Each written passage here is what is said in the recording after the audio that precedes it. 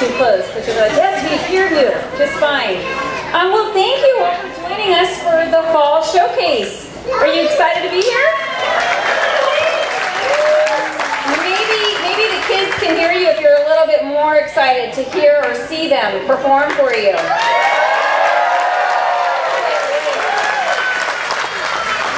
So what's going to happen in this showcase is we're going to start out with the little ones. So the Wiggles are going to start the performance, followed by our gang.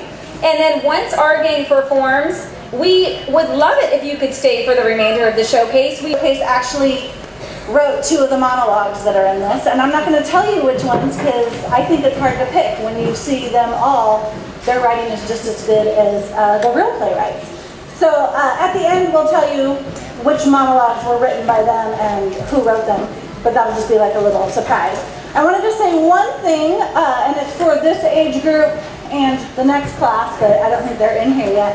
But we are doing a fundraiser for all of our camps. I'm in charge of all the CYT summer camps, and we do a teen camp every year that's for ages 13 and up. And we thought, oh gosh, all these kids have missed each other because they haven't seen each other since June, some of them, because it's from all the different CYT areas.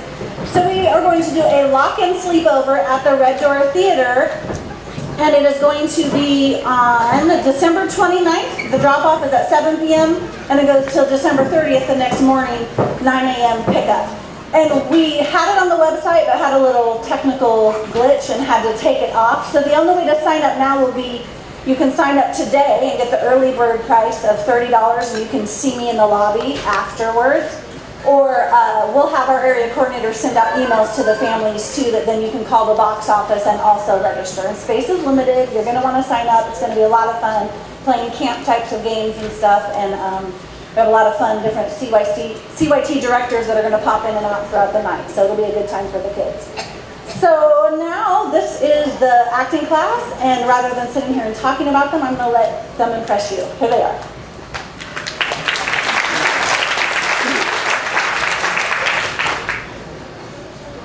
Enough! Enough!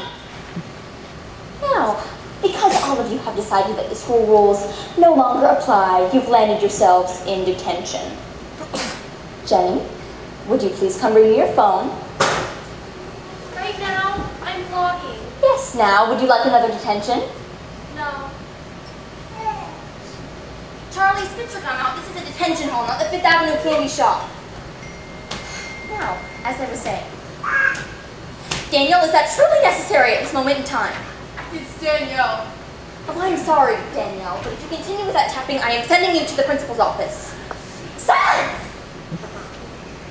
Now, because all of you have decided that the school rules no longer apply, you'll be writing me a 2-page essay about what could possibly be wrong with your lives. Well, this one time... I don't want to hear it, Brendan.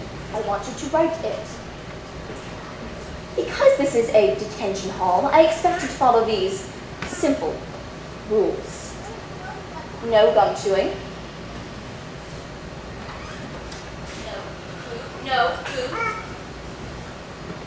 No drinks that are anything besides water, not even a vanilla bean frappuccino.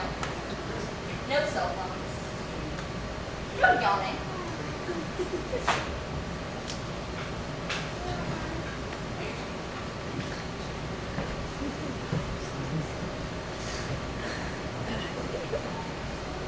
No sleeping, and absolutely no noise of any kind. I have a massive headache.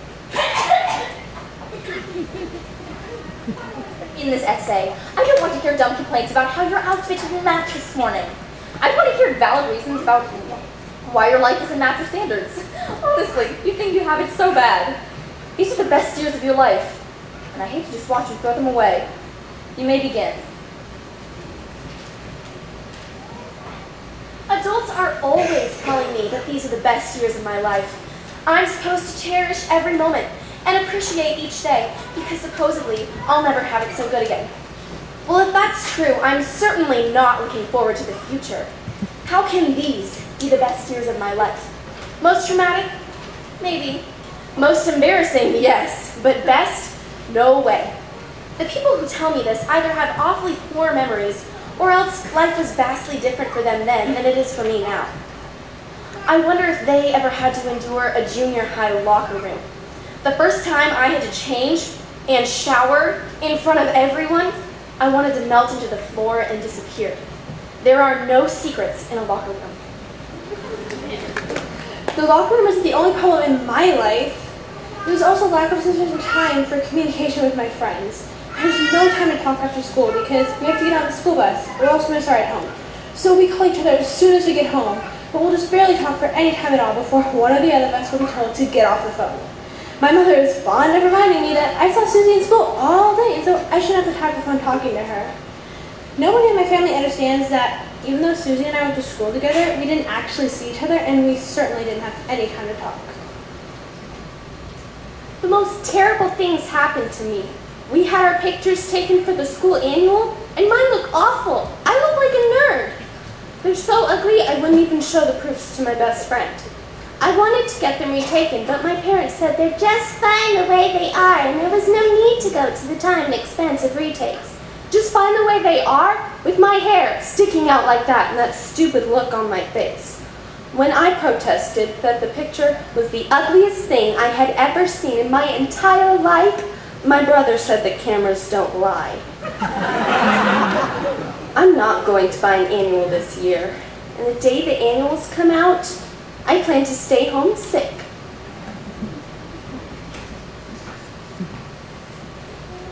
Yesterday, I got grounded just because my math teacher sent home a progress report saying I'm not working up to my potential.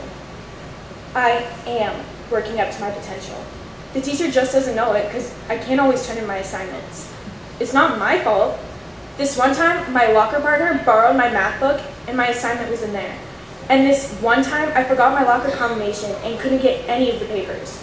And this one time, I actually did the assignment, but I left it at home. And this one time, never mind.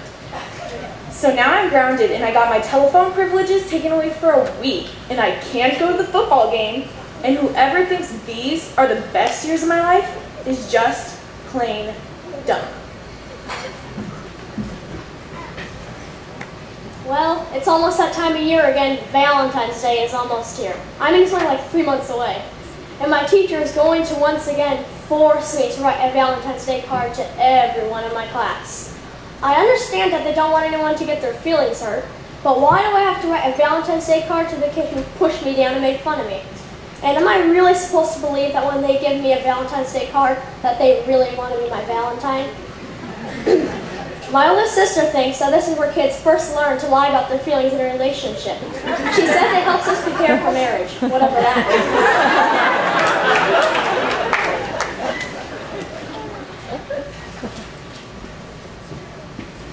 Such a disaster, Nellie. Okay, so first, I wake up and my hair decides to go all wacko. So I think, oh, no biggie, I'll just wear my hoodie. And then, once I get on the bus, Frankie dumped his lunch all over me. But that wasn't it. Then Ron broke up with Mary, so she was a mess, cried all day and expected everyone to feel bad for her. And then you know that total dweeb Mark? Yeah, he asked me to homecoming and was surprised when I refused. Well, at lunch, a food fight broke out and I got mashed potato in my hair, piece of Jell-O in my purse, and a cookie thrown at my stomach so hard, I have a gigantic bruise now. And to top off all of that, I got an F on my history test, a D on my math test, and a C on my science review. I cannot believe this all happened. And in one day. And if that wasn't enough, I got a dodgeball to the face in PE. I think I'm ready for summer, and it's only November. Boy, am I glad it's Friday. It's Monday. What did you say? It's Monday. Today's Monday. No. This is not happening!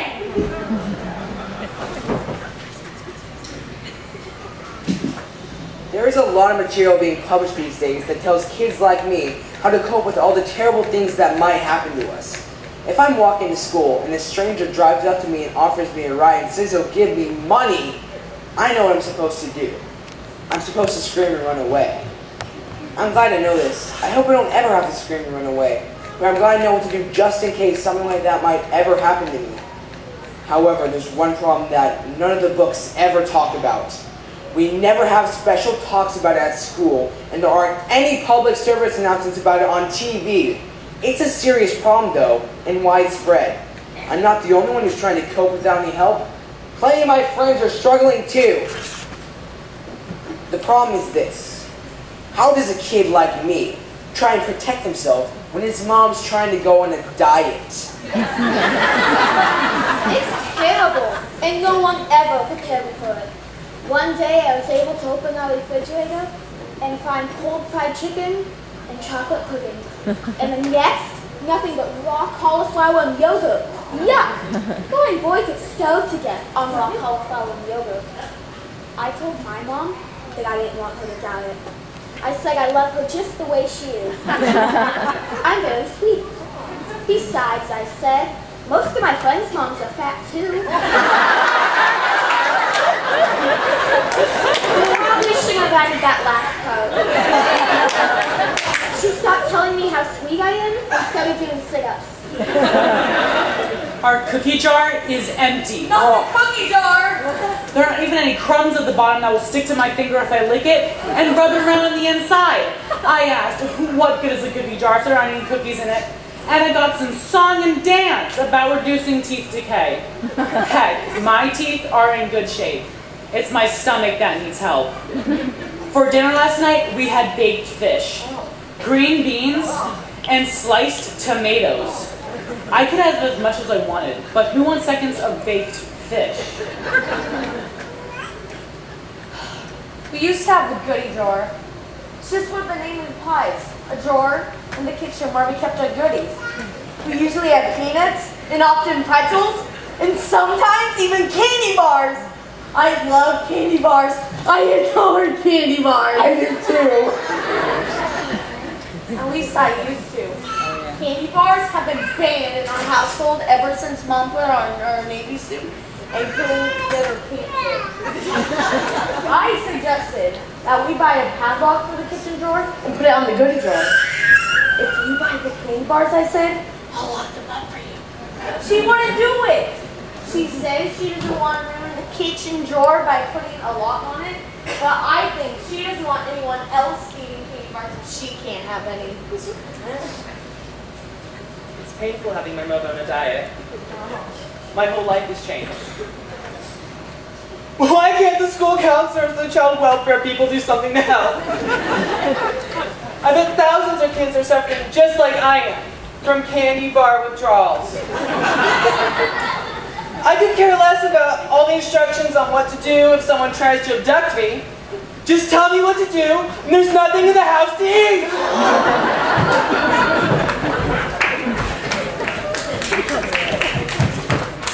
It isn't easy being the ugly stepsister. Everybody always feels so sorry for poor little Cinderella, but what about me? I deserve a little sympathy too. Does my fairy godmother ever show up at my house with a magic wand? Does the prince ever dance with me at the ball? Not on your life. The best I could ever hope for with my pumpkins is a decent piece of pie. And as for the rats, well, rats are rats. Ew. With their sneaky eyes and skinny tails, nibbling and gnawing at the garbage. I never saw one yet that turned into a coachman. If you ask me, that Cinderella is weird. Certainly, she isn't normal. Besides the fact that she has naturally curly hair and wears size 4.5 shoes, she's just so good-natured that it's downright sickening. If you had to dust and sweep and clean all day long, would you go around singing to the birds? Of course you wouldn't. No sensible person would. A lot of people think I'm jealous of her. Maybe I am. Just a little bit. And with good reason. I survived on 700 calories a day for 3 weeks before the ball. I did my leg lift exercises faithfully. I got a perm and a facial and a manicure. I even bought a new gown. Blue velvet, designer label. I mean, I was ready. Princey, I thought to myself, here I come. And what happens? Little Cindy, who has never seen the inside of a health club in her life, And doesn't know the caloric difference between a carrot stick and a chocolate eclair. rips together a dress out of some old curtains, from Kmart Gross. waltzes off into the ball and snags the prince. It isn't fair. It really isn't fair.